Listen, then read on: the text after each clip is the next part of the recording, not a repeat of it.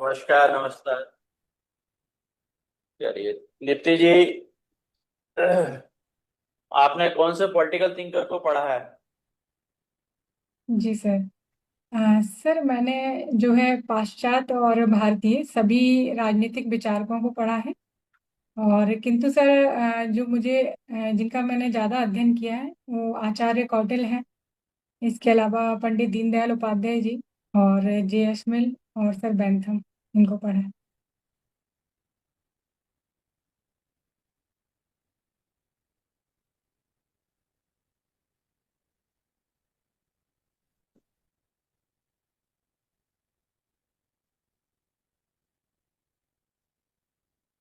Sir आवाज़ आ रही है मेरी प्रॉपर? सर मुझे आपकी आवाज़ नहीं सुनाई दे रही है।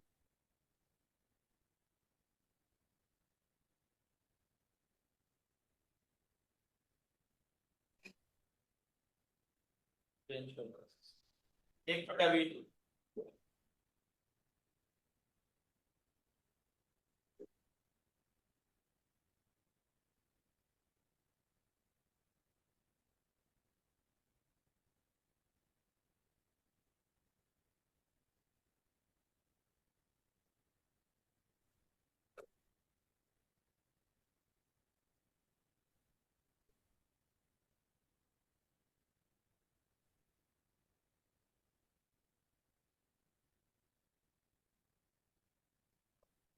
नित्य जी, जी सर। आप आवाज आ रही मेरी? हाँ सर, अभी प्रॉपर आवाज़ आ रही है। ठीक है। तो जॉन स्टुअर्ट मिल का जो उपयोगितावाद है वो क्या है? जी सर। सर जो जॉन स्टुअर्ट मिल का जो उपयोगितावाद है उसमें सर वो बेंथम का जो अधिकतम व्यक्ति के अधिकतम सुख था उसको सही करते हैं, और इसमें सर मात्रात्मक सुख की जगह गुणात्मक सुख की बात करते हैं। तो इस तरीके से सर वो बेंथम के उपयुक्तवाद को परिवर्तित करके उसको गुणात्मक सुख की दिशा में ले जाते हैं, जिसमें सर उनका एक प्रसिद्ध कथन है कि संतुष्ट सुअर की तुलना में असंतुष्ट सुकरात बेहतर है। Very good. मिल का महिलाओं के अधिकार पर क्या दृष्टिकोण था? जी सर। सर मिल को पाश्चात्य दर्शन में पहला महिलावादी विचारक भी माना जाता है, क्योंकि उनका मानना था कि जो महिलाएं हैं वो भी पुरुषों के समकक्ष समान मताधिकार का अधिकार रखती हैं। इसके अलावा सर वो उनका मानना था, उस समय तात्कालिक समय में भी उनका मानना था कि जो महिलाओं की बौद्धिक क्षमता है वो किसी भी स्तर में पुरुषों से कम नहीं है। महिलाओं को भी दर्शन और शिक्षा का जो अधिकार है वो पुरुषों के समान ही प्राप्त होना चाहिए। इसके लिए सर उन्होंने एक अलग से महिला शिक्षा के लिए क्रिस्टोपेथिया करके एक अलग से एक शिक्षा अध्ययन भी निकाला था। ठीक है। अच्छा, समानता पर इनका क्या दृष्टिकोण था, जेएस मिल का? जी सर। सर ये समानता की जगह स्वतंत्रता पर अधिक बल देते थे, और उनका ये मानना था कि जो उनकी जो समानता थी वो नकारात्मक समानता थी। उनका मानना था कि जो समाज में सभी लोग हैं वो जन्म से ही समान हैं। इसलिए हर व्यक्ति को जन्म से सभी अधिकार प्राप्त होने चाहिए, और इसलिए वो प्राकृतिक अधिकारों की सर वकालत भी करते थे। लास्ट क्वेश्चन मेरा, मिल का समाजवाद जी क्या सर। है? जी सर। सर मिल जो है वो पहले विचारक माने जाते हैं जिन्होंने लोक कल्याणकारी राज्य की अवधारणा रखी। और उदारवादी विचारक होते हुए भी उन्होंने उदारवाद में समाजवाद का कॉन्सेप्ट लाया, जिसमें वह बात करते थे कि जो राज्य है जहां उसको जरूरत होगी लोक कल्याण के लिए वहां वो हस्तक्षेप कर सकता है। जबकि इससे पूर्व सर अहस्तक्षेपवादी या लेजिस फेयर कॉन्सेप्ट की अवधारणा थी। तो जो व्यक्ति के जो मूलभूत सुविधाएं हैं जैसे शिक्षा, स्वास्थ्य है, ऐसी सुविधाएं प्रोवाइड कराने के लिए राज्य बाजार या मार्केट में सर हस्तक्षेप कर सकता है। वेरी गुड, तो इस वेरी गुड। तरीके से। बहुत शानदार, चलो। दीप्ति जी, जी महात्मा सर, नमस्ते गांधी सर। के नमस्ते। महात्मा गांधी और बाल गंगाधर तिलक के राजनीतिक विचारों में क्या अंतर था? जी सर। सर गांधी जी जो थे वो एक आध्यात्मिक या आध्यात्मिक के साथ साथ एक दार्शनिक संत भी कहे जा सकते हैं। वहीं सर जो उनके विचार रहे हैं राष्ट्र को लेके, वो नैतिक और कर्तव्यनिष्ठ या फिर नैतिक और मूल्यों पर आधारित राष्ट्रवादी विचार रहे हैं। वहीं सर जो बाल गंगाधर तिलक हैं, उनके विचार जो हैं वो उग्र राष्ट्रवादी रहे हैं। और इसके अलावा सर जो उनकी जो नैतिकता थी वो धर्म धर्म से जुड़ी हुई नैतिकता थी। और इसके अलावा से जो उनका स्वराज का कॉन्सेप्ट था वह भी धर्म से और सामाजिक जो सद्भावना है उससे जुड़ा हुआ था। ये महिलाओं के सशक्तिकरण के लिए अभी तक आजादी से लेकर और आज तक क्या क्या प्रयास किए गए हैं? जी सर।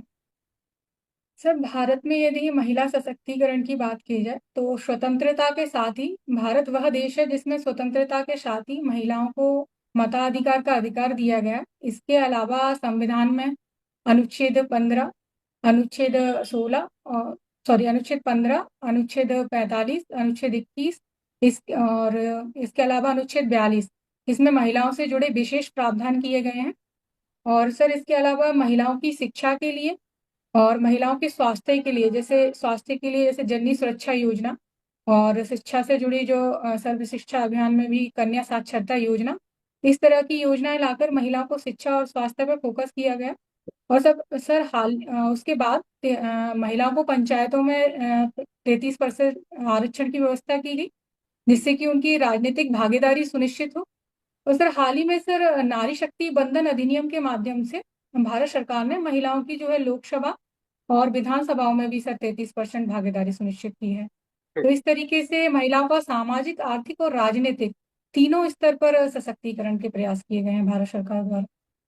मतलब जब इतने संवैधानिक प्रावधान हैं, इसके बावजूद भी मैं देख रहा हूँ आपके एमपी में भी और राष्ट्रीय स्तर या अभी स्थानीय स्तर पर, अब चूंकि आरक्षण लागू कर दिया गया है तो एक तिहाई, या मध्य प्रदेश में तो अब 50% है, तो अब वो है, चूंकि वहां से महिलाएं खड़ी होगी वही होगी। लेकिन अगर देखा जाए विधानसभा के स्तर पर या लोकसभा के स्तर पर तो बहुत कम भागीदारी है। तो इसके पीछे आप क्या कारण देखती हैं? जी सर। सर निश्चित रूप से यह दुखद स्थिति है क्योंकि महिलाओं की भागीदारी अभी लोकसभा और विधानसभा में अभी अभी उतनी नहीं है जितनी होनी चाहिए। तो सर इसके पीछे जो मुख्य वजह मुझे लगती है कि जो हमारे समाज में, या हमारे नहीं सर, यूरोप की भी बात की जाए, वहाँ भी जो पुरुषवादी मानसिकता है वो हमेशा से प्रभावी रही है, जिससे कि महिलाएं शिक्षा और दर्शन पढ़ने से हमेशा अछूती रही और उनमें जो जागरूकता है वह नहीं पनप पाई। किंतु सर समय के साथ साथ इस स्थिति में सुधार हो रहा है। और इस सुधार में सर जो सरकार के योगदान है या समाज का जो योगदान है वो निरंतर देखा जा सकता है कि अब महिलाएं जो है महिलाओं को घर से ही, परिवार में ही प्रेरित किया जाता है पढ़ने के लिए या शिक्षा प्राप्त करने के लिए, और फिर आगे उनको रोजगार के लिए और साथ में ही राजनीतिक सशक्तिकरण के लिए प्रेरित किया जा रहा है। तो सर सुधार हो रहे हैं किंतु इनकी गति जरूर अभी धीमी कही जा सकती है। अच्छा, ऐसा देखा गया है कि भारतीय राजनीति में भ्रष्टाचार कुछ ज्यादा ही है ना? तो अभी तक कितने भ्रष्टाचार के विरोध में आंदोलन किए गए हैं? जी सर। सर भ्रष्टाचार के विरोध में आंदोलन हमेशा से ही होते रहे हैं, किंतु सर इसमें जो सबसे बड़ा जो आंदोलन हुआ था वो श्री जयप्रकाश नारायण जी का आंदोलन, और उसके बाद सर अन्ना हजारे का आंदोलन, जिसके बाद से फिर लोकपाल की जो व्यवस्था की गई। तो इस तरीके से सर कुछ बड़े आंदोलन भारत में देखे गए हैं। तभी गांधी जी ने सर्वोदय की बात की और जयप्रकाश नारायण ने संपूर्ण क्रांति की बात करी थी। तो दोनों जी में सर। कहीं कुछ तालमेल है या दोनों बिल्कुल अलग अलग बात? जी सर।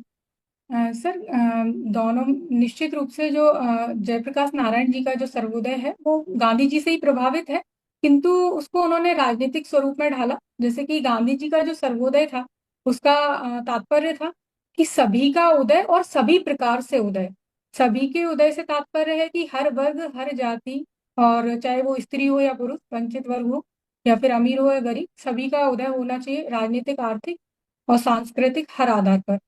तो उसी को सर जब जयप्रकाश नारायण जी की बात करते हैं तो उन्होंने उसे जो अपनी जो क्रांति थी उसमें जोड़ा कि जो व्यक्ति का उदय होगा वो इस प्रकार से होगा कि उसका आध्यात्मिक उदय हो, राजनीतिक उदय हो, सांस्कृतिक उदय हो, आर्थिक उदय हो और समावेशी, मतलब 7 प्रकार का वो उदय की बात करते हैं। उसके स्वरूप को ही एक विस्तृत स्वरूप दे दिया जयप्रकाश नारायण जी ने।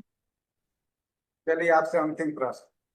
यदि आपका जी सर। चयन हो जाता है और आप क्लास लेने जाती हैं और पहले ही दिन जब आपकी स्टूडेंट से मुलाकात होती है तो उसमें से एक स्टूडेंट की एक कमेंट होता है कि मैडम बहुत खूबसूरत लग रही हो, तो आप क्या रिएक्ट करेंगे? कैसे रिएक्ट करेंगे उस जी बच्चे से? जी सर। सर यदि किसी बच्ची ने मुझे सर माफी चाहूंगी, आपने बच्ची बोला है या बच्चा, मतलब मैं सुनने में हाँ शायद। जी। सर यदि बच्ची ने मुझे बच्चे ऐसा बोला है तो बच्चे स्टूडेंट मतलब उसमें सब आ सकते हैं। हाँ। जी सर, यदि सर मेरे किसी स्टूडेंट ने मुझे ऐसा बोला है तो पहले मैं उसे धन्यवाद करूंगी और उसके बाद उनसे जो सुंदरता है उसका अर्थ पूछूंगी। यदि वो सुंदरता मेरे गुणों को देखते हुए है या मैं जिस तरीके से उनको पढ़ा रही हूँ मेरी शिक्षा पद्धति को देखते हुए है, तो मैं उन्हें मतलब इसके लिए तारीफ करूंगी कि वो मेरे इस तरह के गुण देख पा रहे हैं, तो कहीं ना कहीं उनके अंदर भी शिक्षा के लिए रुझान है। और यदि सर वो सिर्फ बाह्य सौंदर्य की बात कर रहे हैं तो मैं उन्हें नैतिक रूप से इसके लिए सक्षम बनाऊंगी कि वो सुंदरता की सही परिभाषा सीखें और आगे भी किसी की खूबसूरती को अच्छी तरीके से डिफाइन करें। वेरी नाइस, बहुत अच्छा सर। थैंक दीप्ति यू जी, सर। जी सर।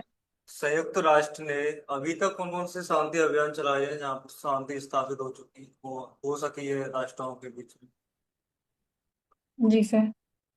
सर मैं माफी चाहती हूँ यदि ये कैमरा थोड़ा सा घूम पाए और आपकी तरफ यदि इसका थोड़ा सा वो हो पाए तो शायद मैं अच्छे तरीके से आंसर कर पाऊंगी, क्योंकि सर आपका चेहरा मुझे बिल्कुल नहीं दिखाई दे रहा है।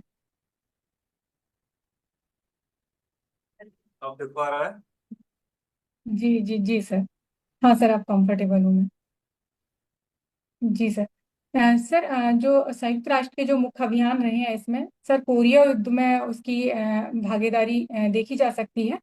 और इसके अलावा सर अफ्रीका में कई ऐसे देश हैं जहां निर्जातीय स्तर पर जो आंदोलन हुए हैं या निर्जातीय नरसंहार हुए हैं, वहां जो यूएनओ की जो शांति सेना है उसने महत्वपूर्ण भूमिका निभाई है, जिसमें सर रवांडा है, युगांडा है और सोमालिया है, तो, ऐसी जगहों पर। तो वर्तमान में आप तो संयुक्त राष्ट्र को किस प्रकार देखते हैं? जैसे यूक्रेन रसिया का युद्ध हो गया, मिडिल ईस्ट में चल रहा है, इसके अलावा भारत पाकिस्तान जैसे कि कॉन्फ्लिक्ट हुई थी, तो किस प्रकार उसकी जी भूमिका को आप देखते हैं?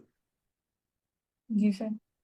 सर यदि संयुक्त राष्ट्र की सकारात्मक भूमिका की बात करें तो जितने भी विश्व में जो राहत कार्यक्रम चलाए जा रहे हैं, चाहे वो गाजा में हो या फिर यूक्रेन के लोगों को आवश्यक जो सुविधाएं हैं वो उपलब्ध कराने में, और इसके अलावा सर जो तृतीय विश्व के देश हैं या जो विकासशील देश या अल्प विकसित देश हैं, वहाँ सर जो स्वास्थ्य कार्यक्रम या शिक्षा संबंधी जो कार्यक्रम है वह उपलब्ध कराने में यूएनओ की महत्वपूर्ण भूमिका रही है। किंतु सर कुछ ऐसी पहलू भी हैं कि जिस तरीके से यूएनओ अभी भी परंपरागत रूप से चला आ रहा है और उसमें बदलते वैश्विक परिदृश्य के बाद भी जिस तरीके से वहाँ की जो संरचना है उसमें परिवर्तन नहीं किए जा रहे, तो कहीं ना कहीं वो उतने प्रभावी तरीके से राष्ट्रों के मध्य सहयोग और सामंजस्य की दिशा में अपनी भूमिका नहीं निभा पा रहा है। मध्य प्रदेश में नक्सली समस्या है, किन किन जिलों में सर नक्सली मैं माफी समस्या चाहती हूँ जी सर। किन जिलों में पाई जा रही है? सर इसमें मूलतः जो पश्चिमी सॉरी इसमें मूलतः जो पूर्वी मध्य प्रदेश के कुछ जिले हैं। सर मुझे लगता है अभी 1 या 2 जिले हैं जहाँ इस तरह की समस्याएं या घटनाएं देखी गई हैं। सर मैं पूरी तरह श्योर नहीं हूँ, आई थिंक उसमें बालाघाट और सिंगरौली। अभी शिक्षा मंत्री कौन है, उच्च शिक्षा मंत्री? जी सर। सर भारत के जो शिक्षा मंत्री हैं वो एमपी के माननीय उच्च श्री शिक्षा धर्मेंद्र। मंत्री कौन है? जी सर। सर एमपी के जो उच्च शिक्षा मंत्री हैं वो माननीय श्री इंदर सिंह परमार जी हैं। ओके। हम्म। दीप्ति जी, जी मैम। अभी मध्य प्रदेश के वर्तमान में राज्यपाल कौन है? जी मैम। मैम माननीय राज्यपाल श्री मंगू भाई पटेल जी। अच्छा, ठीक है। आर्टिकल 312 में क्या दिया हुआ है? जी मैम। मैम मैं थोड़ा सा समय लेना चाहूंगी, यदि हाँ, आप अनुमति दे दो।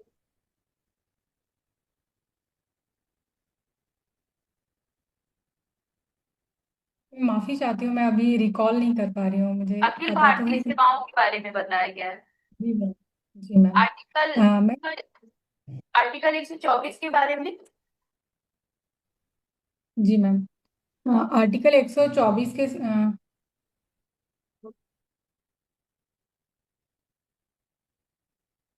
माफी चाहती हूँ, मैं अभी अनुच्छेद याद नहीं कर कोई पा रही कोई हूँ बात नहीं, जो 124। कुछ फेमस आर्टिकल्स हैं उनको एक बार आप देख लीजिएगा। जी मैम, निश्चित रूप से मैम, मैं इसके विषय में पढ़ूंगी। भारत की कोई महिला विदेश मंत्री रही है क्या? जी मैम। नाम बता सकते मैम हैं? जी मैम। मैम स्वतंत्रता के बाद ही, मतलब जो पहली महिला विदेश मंत्री रूप में जिन्होंने भूमिका निभाई, वो प्रधानमंत्री रहते हुए श्रीमती इंदिरा गांधी जी ने यह भूमिका निभाई। और उसके बाद मैम स्वतंत्र रूप से जो पहली महिला विदेश मंत्री हैं वो श्रीमती सुषमा स्वराज जी। ठीक है। अभी जी ट्वेंटी की अध्यक्षता 2025 में कौन सी कंट्री करेगा अभी 2025 में, और कब होगा? जी मैम। मैम जहाँ तक मैं याद कर पा रही हूँ, ये इंडोनेशिया में प्रस्तावित है, आई थिंक, मतलब मैं श्योर नहीं हूँ मैम, माफी चाहती हूँ। ब्राजील ने किया था 2024 में, तो ब्राजील से कौन लिया था और किस नंबर का है? ये 20वें नंबर का है। अफ्रीका करेगा नवंबर 2025 में। थैंक यू मैम, मुझे इस विषय में भी जानकारी नहीं थी। पहला संविधान संशोधन पहला जी संविधान मैम। संशोधन किससे कब हुआ था और किससे संबंधित था? जी मैम। मैम जो पहला संविधान संशोधन हुआ था, वो 1951 में ही हुआ था। और इसके माध्यम से 9वीं अनुसूची को जोड़ा गया, जिसमें मैम कुछ भूमि सुधार से संबंधित विधेयक थे वो इसके अंतर्गत लाए गए थे, जिसका उद्देश्य यह था कि इस अनुसूची में कोई भी यदि विधेयक डाला जाता है या संशोधन डाला जाता है तो उस पर न्यायिक पुनर्विलोकन नहीं हो सकता। अच्छा, ठीक है। मध्य प्रदेश मतलब राजनीति में महिलाओं की क्या भूमिका है? किसी दो महिला का नाम आप बता सकती हैं और उनका कार्य? जी मैम। मैम मध्य प्रदेश की जो राजनीति है उसमें जो सबसे महत्वपूर्ण भूमिका है पूर्व मुख्यमंत्री सुश्री उमा भारती जी की। और इसके अलावा मैम जो हमारी विपक्ष की महत्वपूर्ण नेता रही हैं जमुना देवी जी, उनकी भी महत्वपूर्ण भूमिका रही है भारतीय मध्य प्रदेश की राजनीति में। ठीक है। मेरा आपसे लास्ट प्रश्न ये है कि आपने लिखा है कि ये सितौलिया सितौलिया स्थानीय के लिए क्या होता है? जी मैम। मैम यह एक स्थानिक और पारंपरिक खेल है जिसको टीम के माध्यम से खेला जाता है। इसमें जो 7 गोटी होती हैं उनको जो एक ब्रेकर टीम है वो ब्रेक करती है, और दूसरी टीम उसको बनाने से रोकती है या सामने वाली टीम को हिट करती है। और मैम जो यह जो खेल है वो भागवत पुराण से लिया गया है। तो मूलतः भारत या दक्षिण भारत ही इसका जन्मस्थली कही जाती है इस खेल की। और अभी वर्तमान में एनईपी के तहत मध्य प्रदेश ने जो अपने पारंपरिक खेल है, जो 3 महत्वपूर्ण पारंपरिक खेल है, उसमें से एक सितौलिया को रखा है। ठीक है। Thank you. Thank you ma'am. Deepti ji, जी सर। आपकी डेट सर आ मैं गई। फैक्ट, हाँ मेरा पहले ही दिन है। अच्छा, चलिए, बहुत बढ़िया। आप जैसे लोग ओपनिंग करेंगे तो और अच्छा लोगों का भी जाएगा। बहुत शानदार, आपकी तैयारी हो चुकी है, बस आप तो लास्ट फैक्ट देखना है थोड़ा सा। है। सर मेरे साथ ऐसा हो रहा है कि मुझे आर्टिकल आते हैं, जैसे 312 मैम ने पूछा, याद आ रहा था, पर उस टाइम इतना सोच नहीं पा रही हूँ कि फैक्ट गायब हो रहा है। एक दो जगह मुझे ऐसा लगा कि मेरा कोई फैक्ट बात नहीं, गायब हो जाता है। फैक्ट इतना बड़ा मुद्दा नहीं है ना। लेकिन ये है कि आपके जो वैसे जो आंसर है ना, डिस्क्रिप्टिव टाइप के, वो काफी अच्छे जा रहे हैं, बढ़िया जा रहे हैं। और फैक्ट का तो ये है कि सारी चीजें किसी को याद हो ऐसा वो नहीं है ना। जी सर। लेकिन ओवरऑल बढ़िया, शानदार आपका। सर मैं क्या क्या थोड़े से और सुधार कर सकती हूँ 4-5 दिनों में? मेरा 9 तारीख को ही है, तो आप कुछ बताएं। सर बताइए। एक तो देखो अभी जो आपके चेहरे पर अब मुस्कान दिख रहा है ना, जी सर। वो तब दिखना चाहिए था, नंबर वन बात। और उसी की वजह से जो 312 आर्टिकल बताना भूल गई जानते हुए, हाँ हाँ। ये इसी वजह से हुआ है कि दबाव में आई और जानते हुए भूल गई। तो दबाव में आना ही नहीं है, एंजॉय करना है उनसे, ठीक है ना। तो जी सारे सर। प्रश्नों, सारे तो कभी नहीं दिया जा सकता है, लेकिन ऐसे प्रश्नों का उत्तर जरूर दिया जा सकता है जो आपने पढ़ा है, और दबाव में आने की हाँ वजह से आप उत्तर नहीं दे पाई तो दोहरा नुकसान हुआ। तो ये चीज है कि अपने अंदर एक कॉन्फिडेंस बढ़ाओ, चेहरे पर हल्की मुस्कान रखो। ठीक है, आ रहा है जी बताना, सर। नहीं आ रहा नहीं बता, टेंशन काय कर लेना है। ठीक है। तो अगर ये दूर कर दोगे तो दोनों समस्या एक साथ ही हो जाए, ये दोनों समस्या एक दूसरे से जुड़ी हुई है, तो एक सही होगा तो दूसरा अपने आप ही सही हो जाएगा। ठीक है। जी और सर। जी ओवरऑल अगर बात करें तो मैं जबरदस्ती का दो चीज लिख दिया हूँ कि चेहरे पर हंसी मुस्कान रखो और नेत्र से ऐसे रखो, लेकिन वास्तविकता यह है कि लगभग आपकी कदम से कहीं कोई बहुत कमी है नहीं, तो टेंशन नहीं लेना है। जो भी एक हफ्ते का समय है उसमें जो कुछ अगर लगता हो कि ये भूल गए हैं, थोड़ा रिकॉल करने की जरूरत है तो कर हाँ, लो। आर्टिकल देख लेंगे एक बार। की निरंतरता को बना कर रखना जो आज यहाँ पे प्रस्तुत की, ठीक है ना। चलिए अगली सर मेरे बोलने की शैली सही है, मतलब भाषा का जो मैं चयन कर रही हूँ, शब्दों का जो चयन कर रही हूँ। एकदम अच्छा है, ये सारा फीडबैक में लेके दिया गया है। बोलने की शैली ही तो अच्छी है आपकी, ये तो इसी अच्छा से है, तो मार्क्स मिलेंगे आपको, बिल्कुल। है ना। जी सर, थैंक यू सर। बोलने की जो शैली है वही तो आपकी अच्छी है, उसी पे तो आपको मार्क्स मिलने वाले हैं। जो और लोगों से आपको जी अलग सर। करती है वो यही चीज है आपकी। मैंने जो सबसे अंतिम सवाल पूछा था ना वो इसी कि ओवरऑल ठीक सब कुछ बचा था, तो थोड़ा मैं देखा कि मेंटली आप कितना मजबूत हो, है ना, कि अगर ऐसे जी जी। पास सहज प्रश्न आ जाए, है ना, तो क्या हाँ हाँ। करोगी आप। तो इसलिए मैंने लास्ट नहीं वाला सर। क्वेश्चन पूछा था, क्योंकि ओवरऑल आपका बाकी सब ठीक था, है ना। तो जी सर। ओवरऑल अच्छा है, जो कुछ और कर सकती हो वो उसमें है, तो आप देख ले, है ना। बहुत टेंशन लेने की जरूरत नहीं है ना, कोई बहुत नहीं। ड्रास्टिक चेंज लाने की जरूरत नहीं। हाँ सर, मतलब मैंने भी देखा है कि मेरा कॉन्सेप्ट तो सही है। कॉन्सेप्ट यदि वो वेस्टर्न थिंकर पे पूछते हैं या फिर हाँ इंडियन थिंकर पे, कॉन्सेप्ट क्लियर है मेरे सारे। जी बस वो बिल्कुल। थोड़ा फैक्ट पे शायद मैंने आर्टिकल थोड़ा और देख लूंगी अच्छे से। हम्म। हाँ, जहाँ आपको लगता हो कि यहाँ पे गलती हो सकती है या कम याद आ रहा है तो उसको आप देख सकते, अदरवाइज। जी सर। चलिए okay, all the thank you best sir. Deepti ji, thank you बढ़िया, सर। अच्छा थैंक यू करें सर। आप। जी सर।